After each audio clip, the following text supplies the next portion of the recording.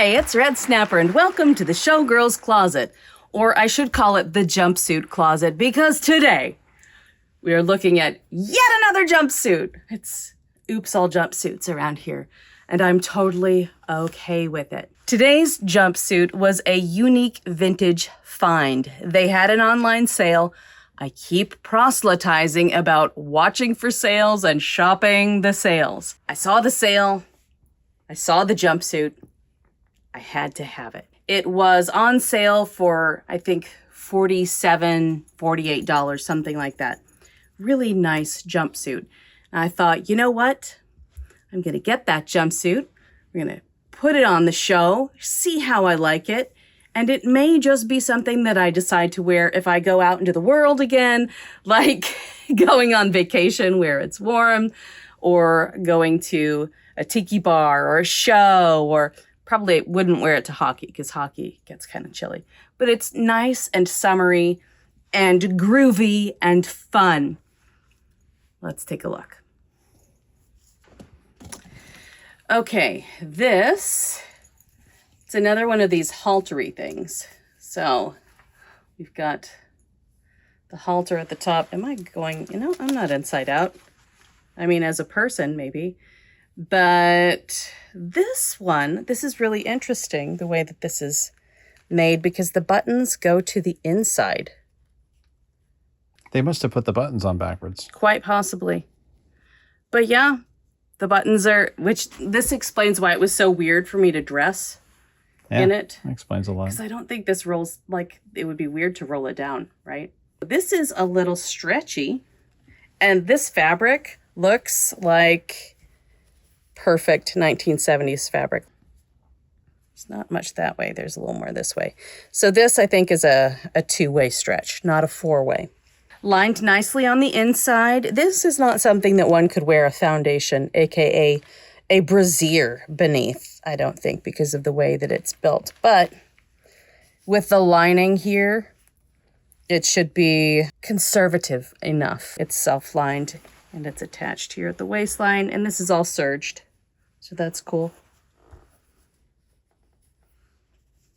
This seems a little plush. This knit, just a little. What size did I buy?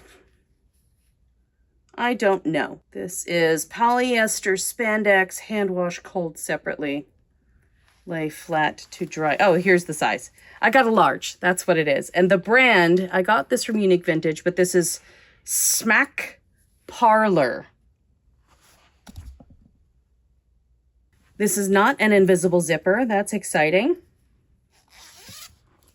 But the way that they put the zipper in, the zipper is mostly concealed.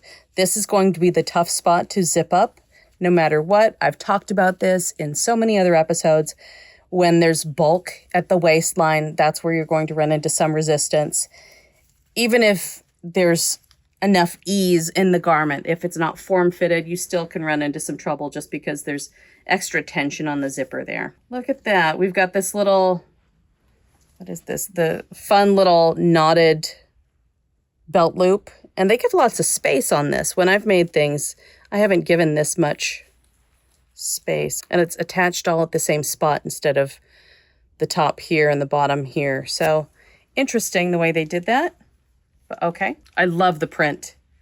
The print reminds me of a dress that I had from Stop Staring that I loved, and I outgrew the dress. So I sent it to ThreadUp to offload. It was a fantastic dress, and it was bright, bold, insane colors like this. Okay, maybe not this insane. It didn't have the yellow or a bright orange in it. So the silhouette here, it's like bell bottoms, as you can see on Pepper. Crazy, hippie, fun look.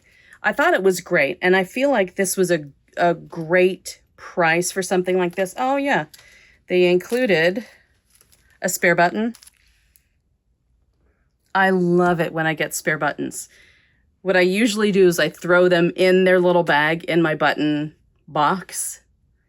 so that they don't get mixed up and I don't think, oh, here is a button that I should use for everything else. I keep it in the bag or the little envelope that it comes in, or I'll put it in something. I should label everything, but I haven't gotten that crazy about it yet. But these, keep them in your button box, but keep them in whatever they come in. And sometimes you get an extra little bit of thread for like button-down shirts. They'll give you an extra bit of thread that you can use if you lose a button. Other times, I'll say this, something that I love about button-down shirts, sometimes they add the extra button on the tag that's on the inside of the waist, or they add it on the inside of the placket. That's fantastic because then you always have the extra button on you in case you pop a button. All right, let's try this on. Ta-da! All right, so as I was dressing, I had Wrestling Puppy on the floor. Pepper and Nutmeg were wrestling. And, well, Pepper really likes to hang out by my feet. She really likes to be with me. So the belt got caught and this got popped, which means I have a little repair ahead, but it should be pretty easy. It'll be easy for me. All right. Okay, kiddo. Little guilty dog. You can see this right there. You know, a good thing about this being popped, maybe I should do this to the other side, is that I can alter it so that it sits the way I want it to sit. Or I could ditch it completely because I don't know if it's necessary. I don't know if the belt is necessary, especially since I don't think it's interfaced. So it folds in on itself. Okay, but here it is with the belt. Look at that. Surprise, surprise. It's a little long, so I'll have to take it in. There's my toe. This colorway is called Psychedelic, and I am here for it. There we go, fix the back.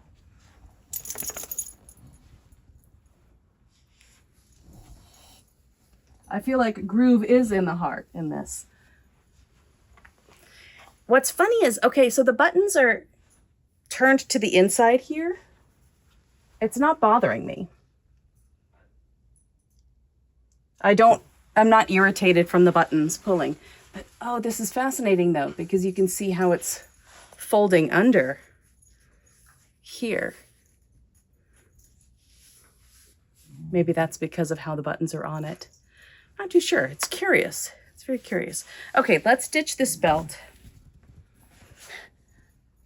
And let's see how it looks without the belt. Like, do I need to bother with belt loops and a sash?